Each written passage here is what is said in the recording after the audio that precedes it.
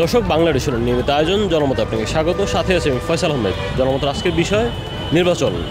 আমাদের আগামী নির্বাচন কবে নাগাদ হলে দেশ ও দেশের মানুষের জন্য কল্যাণকর হয়, এই বিষয় নিয়ে সাধারণ জনগণ কী ভাবছে চলুন জানা যাক। সব কিছু ঠিকঠাক হবে, তারপর নির্বাচন একটা স্বচ্ছ নির্বাচন হবে। এইভাবে তো নির্বাচন তো স্বচ্ছ হবে না। আমরা চাই স্বচ্ছ নির্বাচন, একটা সুষ্ঠু নিরপেক্ষ একটা নির্বাচন হোক। ওই যে অতীতে যেমন স্বৈরাচারী সরকার করে গেছে, এরকম যেন না হয়। বলতে হবে জ্বালাও পোড়া আগুন সন্ত্রাসী বন্ধ করতে হইব, তারপর নির্বাচনী প্রতিক্রিয়া বাস্তবায়ন করতে হইব। আমি মনে করি যে সংস্কার শেষেই নির্বাচন দেওয়া ঠিক। যে বর্তমান যেভাবে কাজ হইতেছে, আসলে সংস্কার হওয়ার, বাংলাদেশের সংস্কার হোক, এরপরেই নির্বাচন হোক। ইলেকশনটা আসলে সংস্কার করার পরেই ইলেকশনটা হওয়া উচিত।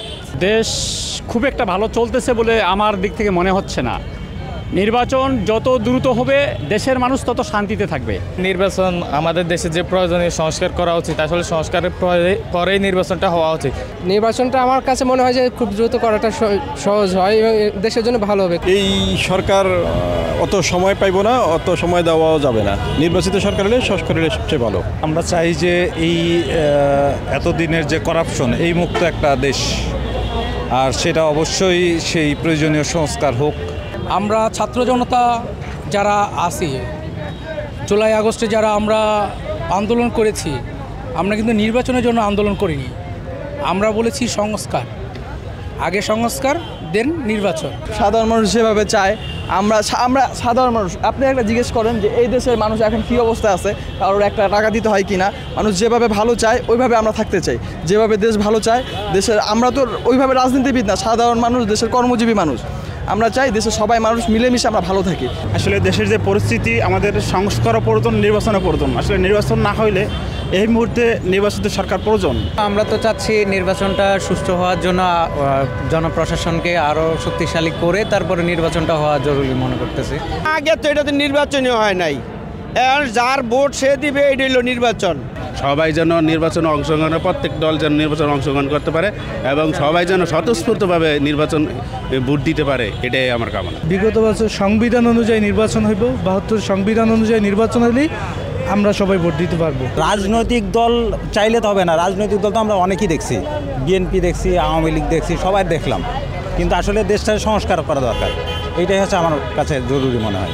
$multi-billion বিজনেস হচ্ছে বাংলাদেশে এই পলিটিক্স। সবাই কিন্তু পলিটিক্স নিয়ে ব্যবসা করে। হাওয়ার এই পলিটিক্সের ব্যবসা থেকে আমাদের বেরিয়ে আসতে হবে। আমরা তো অনেক জায়গায় নিজেই ছোটোখাটো ব্যবসা বাণিজ্য করি, জানি। আমরা মানুষের কাছে শুনতেছি যে সবাই বলতেছে নির্বাচন হওয়া 6 মাসের ভিতর দরকার। নির্বাচনটা হলে মানুষ স্বতঃস্ফূর্তভাবে ব্যবসা বাণিজ্য থেকে শুরু করে সব কিছুই করতে পারবে।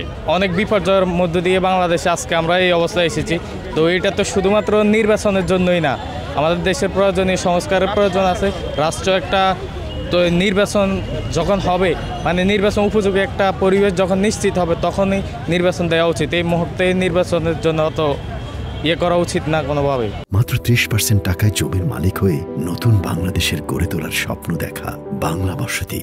আমাদের বর্তমানে নির্দিষ্ট সরকার নেই, যার কারণে অনেক দল যেগুলো অনেক কিছু আছে যা ওরা ইচ্ছা মতো ওরা ব্যবহার করতে পারতেছে। কিন্তু এটা সরকার না থাকার কারণে এটা কিন্তু অনেকগুলো প্রবলেম হচ্ছে, এগুলো প্রবলেম ফেস করতেছে।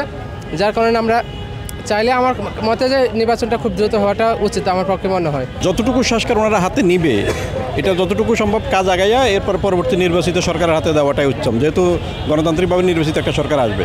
ফ্যাসিস্ট কেউ আবার ফেরত আসুক, যারা বা আমাদের প্রতিবেশী যে সব রাষ্ট্রগুলো আমাদের উপরে যে একটা প্রভাব রাখে, সে প্রভাবমুক্ত স্বাধীন সার্বভৌম দেশ আসুক, এটা আমাদের চাওয়া। আমাদের যদি পরিপূর্ণ সংস্কার না হয়, তাহলে আওয়ামী লীগ যেভাবে ফেসিবাদ ছিল, ঠিক এরকমভাবে অন্য বড় দলগুলো ঠিক একইভাবে তারা ফেসিবাদ হয়ে উঠবে।